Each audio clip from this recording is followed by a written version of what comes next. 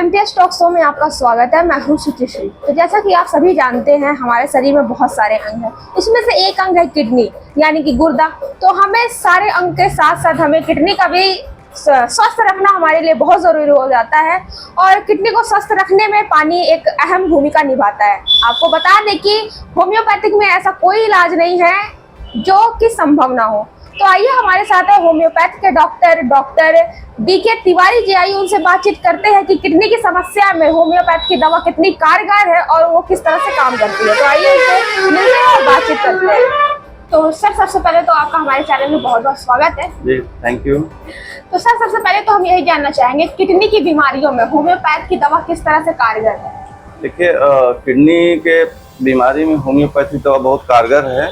उसका एक एग्जांपल ये भी है कि आजकल के जो एलियोपैथी दवाओं को जो साइड इफ़ेक्ट है, जो बैड इफ़ेक्ट है, ज़्यादातर जो पेन किलर दवाइयाँ हैं, जो लोग अपने मन से ही जा करके मेडिकल स्टोर पे ख़रीद रहे हैं, जो डॉक्टर से बिना कंसल्टेंसी ले रहे हैं, उनका डोज कैसा होना चाहिए, क्या नहीं होना चाहिए, यहाँ तक कि भी देखने में आया छोटे छोटे बच्चों को भी कोई दिक्कत हो रही है तो लोग जा करके एलियोपैथी दवाई बाजार से खरीद रहे हैं। उसका सीधे असर किडनी और जो हमारा मेन मेटाबॉलिक जो फंक्शन काम करता है, लीवर, किडनी और लीवर पे दोनों इफेक्ट कर रहा है। किडनी ज़्यादा डैमेज हो रहा है क्योंकि जब हम डाइक्लोफेनिक सोडियम या कोई भी पेन किलर दवाइयाँ लेते हैं तो उसको हमको कितने मिलीग्राम का लेना चाहिए ये लोगों को पता नहीं है, डॉक्टर के यहाँ जाते नहीं हैं। तो सीधे सीधे जो है हमारे किडनी पे इफेक्ट करता है। और किडनी में हमारे जैसे सीरम यूरिया हुआ, क्रिएटिनिन हुआ, और जो एजेड के लोग हैं, जो 25 साल से ऊपर के हैं, जो 30 साल के ऊपर हैं, उनका यूरिक एसिड भी बढ़ने की बहुत संभावना आजकल हो रही है। जी। तो सर, ये भी बताइए कि होम्योपैथ का डॉक्टर किस तरह की जांच करता है किडनी संबंधित बीमारियों को जानने के लिए, क्योंकि हम जो भी जांच करवाते हैं वो तो एलोपैथ का विषय है। जी जी जी। देखिए, ऐसा है कि जब कोई भी पेशेंट आता है, जब हम उसके शरीर में स्वेलिंग देखते हैं या फिर ऐसे जगह पर स्वेलिंग हो और जॉइंट में पेन अगर होता है तो हमको ये नीड पड़ जाती है कि इनकी जितनी पेशाब होनी चाहिए, ये सब सारी बातें हम लोग पूछते हैं। तो कितना पानी पीता है, कितना इनपुट है, कितना आउटपुट है, इन सबको देखने के बाद अगर हमको ये समझ में आ जाता है तो हम किडनी फंक्शन टेस्ट कराते हैं, जिसमें सीरम यूरिया, सीरम क्रिएटिनिन और यूरिक एसिड, ये मेन जो है जांच होती है। इसको जांच करने के बाद हम ये देख लेते हैं कि उसका यूरिया और क्रिएटिनिन कितना है। अगर इसको बहुत ज़्यादा अगर बढ़ा हुआ मिलता है तो हम आगे चल के GFR कराते हैं जांच, जिसको बोलते हैं ग्लोमेरुलर फिल्ट्रेशन रेट। तो उससे भी अगर क्लियर हो जाता है, अगर उससे भी नहीं क्लियर हो पा जाता तो हम अल्ट्रासाउंड या CT स्कैन कराते हैं। उसमें अल्ट्रासाउंड से क्या होता है कि किडनी की क्या पोजीशन है, क्या साइज है, कहीं एट्रोफी तो नहीं है, हाइपरप्लेसिया तो नहीं हुआ, इन सब बातों के लिए हम जो है जांच कराते हैं।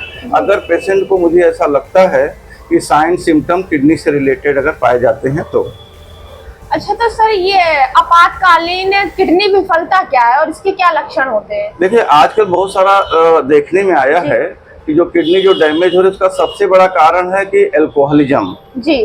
अल्कोहलिज्म बहुत ही बुरी तरह से पकड़ लिया है। आज ये आदमी नहीं, औरतें भी इसके लिए अफेक्टेड हो रही हैं। जो लोग बहुत क्रोनिक अल्कोहलिज्म है, बहुत दिन से पी रहे हैं या बहुत सारी तरह के जो है नशा कर रहे हैं, तो वो धीरे धीरे करके पता चलता नहीं है, लेकिन एक दिन सडनली ऐसा क्या होता है कि एक एसाइटिस होने लगता है, पूरे शरीर में स्वेलिंग होती है और सडनली ब्लड प्रेशर बढ़ जाता है और किडनी एट्रोफी होने की भी संभावना बढ़ जाती है। तो इसी प्रकार से किडनी फंक्शन टेस्ट हम लोग कराते हैं। दो प्रकार का फेलियर होता है, एक एक्यूट रीनल फेलियर बोलते हैं, एक क्रोनिक रीनल फेलियर बोलते हैं। अगर किसी व्यक्ति को एक्यूट रहा है, ठीक ढंग से उसका इलाज नहीं हो पाया है, तो फिर जाकर के वो क्रोनिक फेलियर की तरफ चला जाता है पेशेंट। तो क्या सर, ये इस तरह की बीमारियों का इलाज होम्योपैथ में संभव है? जी जी जी, बहुत अच्छा इलाज है। हम लोग के पास बहुत सारे पेशेंट आते हैं जो कि यहाँ तक कि जो डायलिसिस जिसको हुई है, सपोज दैट क्रिएटिनिन 6 के ऊपर हो गया है, 7 के ऊपर हो गया है, वो लोग भी आए हैं। स्लोली करके हम लोगों ने उनका क्रिएटिनिन 2-3 ऐसे करके कर दिए हैं। आज भी वो लोग बहुत अच्छे ढंग से अपना जो है जिंदगी जी रहे हैं और चल रहे हैं। इसमें बहुत सारी चीज़ों का क्या है, परहेज भी करना पड़ता है। एक चीज़ और बताना जरूरी हो गया कि आजकल के जो ये नमक आता है, जो समुद्री नमक है, अगर कोई पेशेंट है सपोज दैट किडनी फेलियर का जा रहा है, उसको नमक टोटली अगर बंद करा दिया जाए तो हमारे शरीर की सोडियम की जो मात्रा होती है वो जो है धीरे धीरे लो होती है, तो वो हम किडनी से बचा जा सकते हैं। उसकी जगह जो आजकल मार्केट में आता है जिसको बोलते हैं सिनाना बोलते हैं, जो लाहौरी नमक जिसको बोलते हैं, पहाड़ी नमक, उसका सेवन करने के लिए किडनी के लिए बहुत फायदेमंद होता है। कहते हैं कि हमें अच्छा खाना खाना चाहिए, लेकिन आज के समय में ऐसा संभव नहीं है, तो किस तरह से बचाव करें? देखिए, इस समय जो मैदा चीजें, जितनी भी चीजें हैं, मैदा वाली जो चीजें, चाहे समोसा हुआ, चाहे बर्गर लोग खा रहे हैं, चाहे पिज्जा खा रहे हैं, तो ये सब चीजें आंतों में पचती नहीं हैं, ये सब जा करके आंतों में चिपकती हैं। जब हम कोई खाना खाते हैं, अगर वो हमारे स्टमक में 2 से 4 घंटे के अंदर नहीं पच पाता है, तो हमको 4 प्रकार की बीमारी पैदा करता है। एक तो हमारा कोलेस्ट्रॉल बढ़ाता है, दूसरा ट्राइग्लिसराइड बढ़ाता है, तीसरा हमारा यूरिक एसिड बढ़ाता है, और चौथा हमारी थायराइड बढ़ाता है। तो ये सब चीज़ें ज़िंदगी में हमारे बहुत मायने रखता है। अगर हम मैदा खाना कम कर दें और शुगर को लिमिट में खाएं, नमक को कम खाएं, तो वो जो है हम इससे बचे जा सकते हैं। सर, एक बीमारी होती है यूटीआई, ज्यादातर महिलाओं में पाई जाती है, और ऐसा है हम लोग ने मान लिया है कि जो टॉयलेट्स होते हैं, मतलब पब्लिक प्लेस के जो टॉयलेट्स होते हैं, उसको यूज करने से ये प्रॉब्लम ज्यादा होती है, तो ये बात कितनी? देखिए, यूटीआई का मतलब हो गया यूरिनरी ट्रैक्ट इन्फेक्शन। ज्यादातर से महिलाओं में ही देखने को मिलता है, पुरुषों में भी होता है, लेकिन उसका रेशियो होता है, अगर एक पुरुष को है तो 3 महिलाओं को होता है। उसको बिहाइंड इट रीजन ये भी होता है कि पुरुषों के अपेक्षा जो महिलाओं का ब्लेडर होता है थोड़ा सा बड़ा होता है। जैसे कि एक पुरुष 450 ml तक जो है यूरिन अपने अंदर रोक सकता है, लेकिन महिलाएं 600 ml तक यूरिन रोक सकती हैं। तो पहली बात यह है कि अगर किसी को यूरिन आ रही है तो उसको तुरंत उसको जाना चाहिए। अगर बहुत देर तक, लॉन्ग टाइम तक लोग 3-3 घंटे 4-4 घंटे अपने यूरिन को रोके रहते हैं, यह भी एक बहुत बड़ा मुख्य कारण होता है यूटीआई होने के लिए, यूरिनरी ट्रैक्ट इन्फेक्शन के लिए। दूसरा, पब्लिक टॉयलेट में अगर ज्यादातर से बहुत गंदगी है वहाँ पे, तो कंटामिनेंट इन्फेक्शन होने के चांसेस ज्यादा हो जाते हैं। तीसरी बात ये होती है कि हमको हाइजेनिक अपनाना चाहिए, जो है लेडीजों के लिए बहुत जरूरी होता है कि हाइजेनिक उसको शुद्ध जो मेंटेन करना चाहिए। तो सर, इस तरह की चीजों का बचाव हम कैसे कर सकते हैं? देखिए, अगर हमको ये देखना है कि अगर हमको यूटीआई इन्फेक्शन से बचना है, तो हमको ये समझना चाहिए कि हमको अपने शरीर का रोग प्रतिरोधक क्षमता इसको बढ़ा करके रखना है, और फालतू की दवाइयां हम अपने से न खाएं। हेल्दी हमको फूड लेना चाहिए। अगर हमको किडनी को बचाना है तो प्रोटीन एक लिमिट खाना चाहिए। अगर इससे आजकल की जो दाल आती है, तो हमको बहुत ज़्यादा गाढ़ी दाल नहीं खाना चाहिए। पनीर का सेवन बहुत लिमिटेड करना चाहिए, और एल्कोहलिज्म से मुझे बचना चाहिए। तो इन सब चीज़ों का हमको जो है अगर कम से कम सेवन अगर करेंगे प्रोटीन वाली चीज़ों को, तो हम बच सकते हैं। अच्छा सर, एक तो साइलेंट स्टोन बीमारी है जो किडनी में ही पाई जाती है, तो इसका क्या लक्षण होते हैं और क्या बचाव होते हैं? देखिए, साइलेंट स्टोन का मतलब होता है कि किडनी में हमारे पथरी तो रहती है, स्टोन रहती है, लेकिन जब हमारे क्या होता है कि किसी कैलिक्स, जो किडनी के पार्ट, अगर हम उसको काटेंगे तो वहाँ पे हमको कॉर्टेक्स मिलता है, मेडुला मिलता है। जब वो स्टोन किसी जगह पे हमारे जो मस्कुलर जो टिश्यू से या पैरेन्काइमल टिश्यू से कहीं पे जाके टच होता है, तो वहाँ के रिसेप्टर्स हमको पेन महसूस करते हैं। अगर वो कहीं पे जाके कॉर्टेक्स या मेडुला में कहीं पे टच नहीं होता है, तो हमको पेन नहीं महसूस होता, तो हमको साइलेंट ही पता चलता है।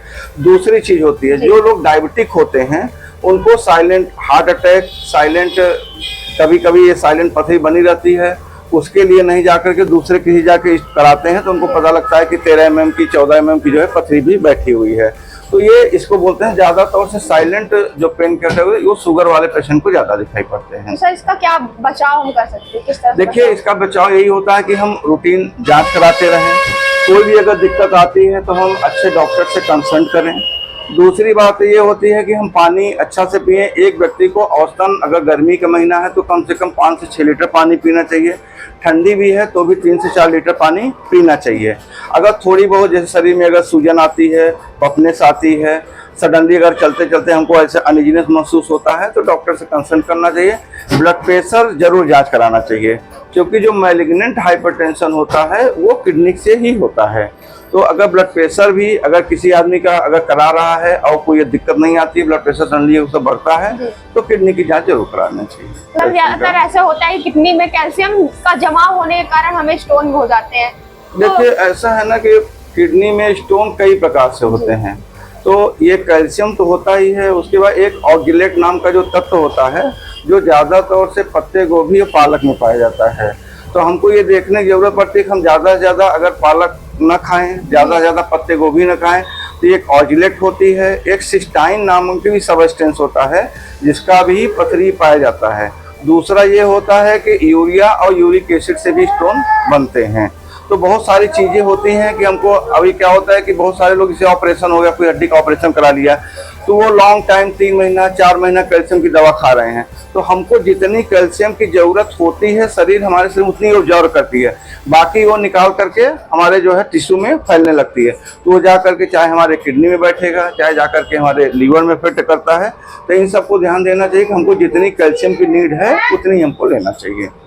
तो सर क्या होम्योपैथी में इसका उपचार है? जी जी बिल्कुल, होम्योपैथी में किडनी का बहुत अच्छा इलाज होता है और बिना किसी साइड इफेक्ट के, बिना किसी नुकसान के। किडनी के साथ साथ और भी जो दिक्कतें होती है जब हम लोग किडनी का इलाज करते हैं, तो लोगों को जैसे ब्लड प्रेशर है वो भी मेंटेन हो जाता है, शुगर अगर बीमारी हो रही है तो भी ठीक हो जाता है। साथ साथ में आपको चाहे यूटीआई इन्फेक्शन हुआ, चाहे ब्लैडर संबंधी दिक्कत हुआ, वो भी ठीक हो जाता है। तो सर ऐसा कहा जाता है जो स्टोन होता है वो बिना ऑपरेट किए वो निकलता नहीं है, तो क्या होम्योपैथी में इसका इलाज कैसे संभव है? बहुत अच्छा इलाज है। हम लोग पास रोज 2-4 मरीज नए आते भी हैं, 2-4 ऐसे अल्ट्रासाउंड करा के आते हैं जो ठीक हो करके अपना जाते हैं। एकदम 100% इसका इलाज हो जाता है, बशर्ते पेशेंट को जो बताया जाए, थोड़ा परहेज करना पड़ता है। परहेज के साथ साथ नियमित उसको जितना इनटेक वाटर बोला जाए वो उसको करना पड़ता है, नियमित दवाई खानी पड़ती है। 100% पथरी निकल जाती है। पथरी निकलने के टाइम होता है, डिपेंड करता है कि कितनी बड़ी पथरी है, क्योंकि हमारे ब्लेडर की जो साइज होती है उसमें 5 mm तक पथरी तो जल्दी निकल जाती है। उसकी अगर ऊपर की है 8 mm की है, 10 mm की है, 12 mm की है, तो हम दवाई चलाते हैं, पहले पथरी गलती है, टूटती है, धीरे धीरे करके जब 5 mm से कम होती है तो सडनली हमारी यूरेटर से निकल जाती है।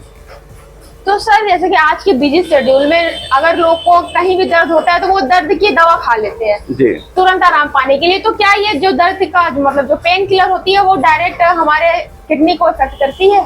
जी, अगर हम कोई भी पेन किलर दवा खाते हैं, अगर हमको नीड नहीं है तो अगर हम लेंगे तो तुरंत जाकर के किडनी पर इफेक्ट करती है, जिससे कि जो रीनल पैरेंकाइमल की जो सेल होती हैं वो डैमेज करती है।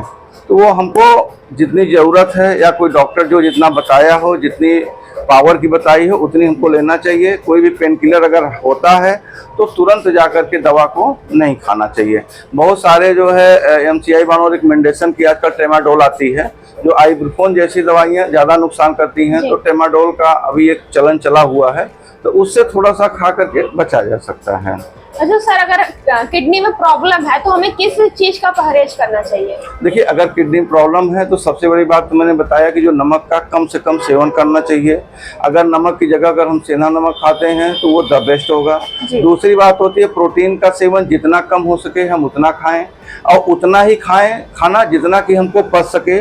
वॉकिंग बहुत ज़रूरी है, पानी पीना बहुत ज़रूरी है। कम से कम अगर जैसे इस समय का जो सीजन चल रहा है, गर्मी का है, पसीना ज़्यादा निकल रहा है, तो हमको 4 से 5 लीटर पानी अवश्य पीना चाहिए। और सबसे बड़ी बात यह है कि हमको अगर 350-400 ml सपोज दैट पता चलता है, हमको पेशाब अगर आती है, हमको सेंसेशन फील होती है, तो हमको तुरंत जा करके यूरिन निकालना चाहिए। यूरिन पास होना बहुत जरूरी है। डॉक्टर साहब, एक जो प्रोस्टेट बीमारी होती है, क्या वो एक उम्र विशेष लोग को होती है या फिर किसी भी लोग को हो जाती है? जी मैम, ऐसा होता है कि ज्यादा तौर से 90% 60 के ऊपर जो लोग होते हैं उनको सेनाइल प्रोस्टोमेगली बोलते हैं हम लोग, तो उनको हो ही जाती है। ये डिपेंड ये करता है कि जब हमारे शरीर का एस्ट्रोजन और प्रोजेस्टेरोन दो हार्मोन्स की जब सब्सिड होने लगता है, उनकी जब कमी आने लगती है, तो उनको हाइपरप्लेसिया प्रोस्टेट की होना चालू हो जाती है। लेकिन नाउ डे आजकल के देखने में आया है कि जब पहले तो था 60 साल के ऊपर, लेकिन अभी आजकल के 45 साल 50 साल की एज में भी बहुत सारे पेशेंट को ऐसे देखने में मिलता है कि जिनका कि प्रोस्टेट 35 ग्राम का आ रहा है, 40 ग्राम का आता है। तो लेकिन ये है कि 60 साल के बाद 90% पुरुषों की ये दिक्कतें हो जाती हैं। सर, तो हमें ये बताएं, हमारा खान पान किडनी की बीमारियों को कितना प्रभावित करता है? देखिए, खान पान तो बहुत ही प्रभावित करता है। आजकल के जो बाजार की जो चीज़ें हैं, जैसे पिज्ज़ा हुआ, बर्गर हुआ, लोग बहुत ज़्यादा खा रहे हैं। एक आता है डालते हैं आजकल के मैदा वगैरह में जो है सोडियम ग्लूटामेट करके बोलता है, वो समझिए स्लो पॉइजन होता है। तो वो आजकल जो टिक्की मार्केट में जितनी चीज़ें बनती हैं वो उसमें वो डालते हैं, तो वो बहुत ही नुकसानदायक है। इसलिए मैं घर में बनाएं, जो चीज़ें अगर आपको खाना है आप घर में बनाइए, अच्छे तेल का यूज करिए। आजकल के मार्केट में आ रहा है रिपीट जो तेल हो रही है, उसमें हम बार बार समोसा बना रहे हैं, बार बार जो है कचौड़ी बना रहे हैं, तो वो जो तेल जल रहा है वो हम खा रहे हैं, उससे हमारे शरीर का मेटाबॉलिज्म बहुत ही डैमेज हो रहा है, शरीर के ऑर्गन डैमेज हो रहे हैं, और जितनी हमारे टिश्यू को ऑक्सीजन चाहिए होता है उतनी ऑक्सीजन नहीं हो पाती है, जिसके कारण हमारे जो अंदर के ऑर्गन में इस्कीमिया डेवलप हो रही है। अच्छा सर, ऐसा कहा जाता है जो किडनी की प्रॉब्लम होती है वो जेनेटिक भी होती है, तो क्या ये सच है? हाँ, जेनेटिक होती है।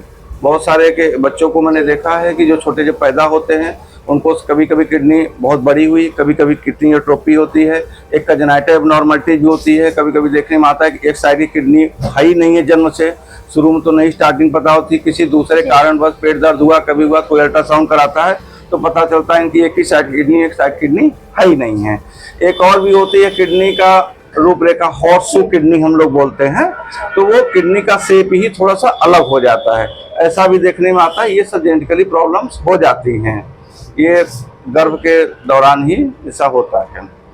अच्छा सर, जैसे कि लोग बोलते हैं जो होम्योपैथ की दवा है वो बहुत धीरे धीरे काम करती है, तो वो ऐसे जो बड़ी बीमारियां होती है उसमें अवॉइड करते हैं कि लोग जल्दी से राहत पा जाए, तो ये क्या लोगों की ये सोच सही है? नहीं, ऐसा नहीं है। देखिए, होम्योपैथी जो दवा चलती है साइन एंड सिम्टम पे होती है। अगर डॉक्टर अच्छा है, अगर उसकी पकड़ सिम्टम अच्छे से आ जाती है तो दवा एलियोपैथी से कहीं 10 गुना ज़्यादा अच्छा काम करती है और अच्छे से ट्रीटमेंट हो भी जाता है। आजकल तो ऐसे आता है कि लोग फीवर हुआ, अभी जैसे कोरोना आया तो वहाँ पे नहीं ठीक होता, तो हम लोग पास दवाई ले गए लोग और खाए, 2 दिन 3 दिन में बिल्कुल ठीक हो गए। तो ये पहले की प्रथा थी कि लेट में काम करता है, ऐसा नहीं है। अगर आप अच्छे साइन सिम्टम अच्छे से करके बहुत अच्छे सिलेक्शन दवा का होता है तो दवा तुरंत काम करती है। अच्छा तो सर, जैसे कि एलोपैथी में होता है कि स्टोन वगैरह की डायरेक्ट ट्रीटमेंट ये है कि वो ऑपरेट करके ही निकालते हैं, क्या ऐसी बड़ी बड़ी जो बीमारियां हैं वो उसको सही कर सकता है होम्योपैथ? नहीं, बिल्कुल, इस समय तो खूब अच्छी तरीके से इलाज हो रहा है। ये एक दशक था 1992, 94, 95, 98 तक का, कि जो लोगों को होता था वो लोग किसी पथरी हो गई तो वहां जाकर के ऑपरेशन ही कराते थे। उसके बाद लोगों ने होम्योपैथी का भी अच्छा विकास हुआ।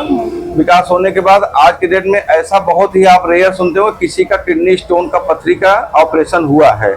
सब बिल्कुल हो जाता है, 100% हो जाता है। उनके यहाँ तो बस यही है कि जो सर्जिकल लाइन का वो सर्जरी करते हैं। मेरे यहाँ बहुत सारे जो सर्जिकल की चीजें हैं वो सब धीरे धीरे करके ठीक हो जाता है। अच्छा सर, किडनी की बीमारियों से बचने के लिए हमें पहले से किस चीज का ध्यान रखना चाहिए? जी देखिए, किडनी अगर हमको हेल्दी रखना है तो पहली बात यह है कि हमको जितना पानी पीना चाहिए उतना हम पानी पिए। अगर ज़्यादा देर तक प्यास भी नहीं रोक सकते और ज़्यादा तौर से यूरिनेशन अपना नहीं रोक सकते, पहली बात। दूसरी बात ये होती है कि हमको एक प्रचुर मात्रा में जितनी हमको प्रोटीन की ज़रूरत है, जितनी हमको फैट की ज़रूरत है, इन सब, और जितनी हमको विटामिन की ज़रूरत है, इसको हमको लेना रहता है।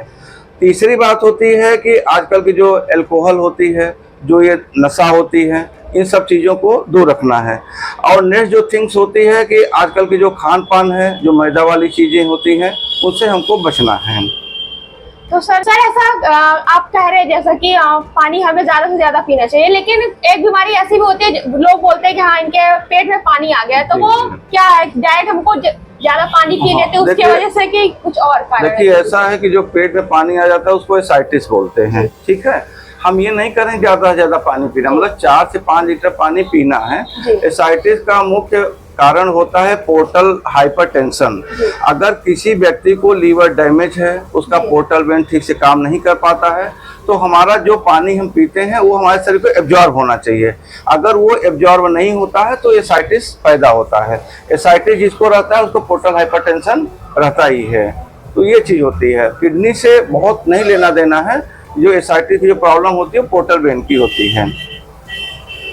तो डॉक्टर साहब, कुछ ऐसा जो हम आपसे पूछना रह गया वो आप बताना चाहते हो?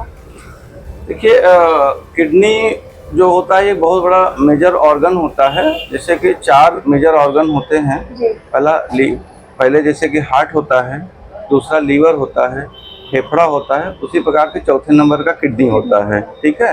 ये जो 4 ऑर्गन्स होते हैं जिसको हम वाइटल ऑर्गन बोलते हैं, ये अपने एक समावेश में अपना काम करते हैं।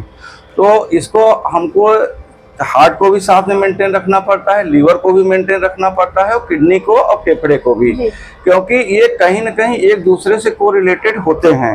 तो ऐसा नहीं कि हम सिर्फ जो किडनी के लिए बताए हैं सिर्फ उतनी ही चीज़ें खाने से हम अच्छे तरीके रह जाएंगे। बहुत सारी होती है, जब कि हार्ट को भी अच्छा करना पड़ता है, लीवर को भी अच्छा करना पड़ता है, किडनी को भी रहता है।